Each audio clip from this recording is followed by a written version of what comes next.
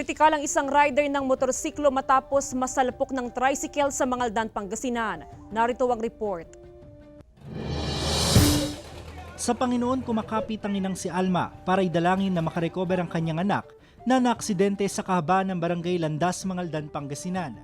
Kritikal ang 29 anyos na biktima na si Henry Cuano matapos tumilapon ng masalpok ng tricycle ang minamaneho niyang motorsiklo. Papunta ang biktima sa kanyang trabaho bilang helper nang mangyari ang aksidente. Opo, sabi ng anak kong panganay kasi nung kagabing nagpunta kami, nung nagpunta sila pag-uwi, nag-crack daw yung bungo, naghiwalay. Sa investigasyon ng pulisya, parehong mabilis ang patakbo ng dalawang sasakyan. Hindi rin umano napansin ng driver ng tricycle ang kasalubong na motorsiklo. Mabilis siya nang nagpatakbo. Sa akin naman, siyempre kinukuha yung daan, nag-ikis-ikis siya. Sa akin naman, aburrido akong paparking sana sa kabila. Nagsalubungan na lang kaming dalawa.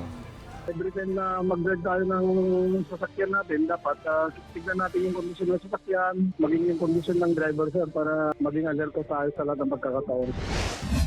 Isang van at 10-wheel dump truck ang nagbanggaan sa pakurbang bahagi ng Marcos Highway sa Taloy Sur, Tuba, Benguet. Paakyat umano ang van sa Baguio City nang sumalpok sa dump truck na pababa naman ng La Union. Naipit sa manibela ang ulo ng driver ng van. Dinala siya sa Baguio General Hospital and Medical Center, samantalang nasa Tuba Police Station naman ang truck driver. Ako si King Guevara, Balitang Amyanan.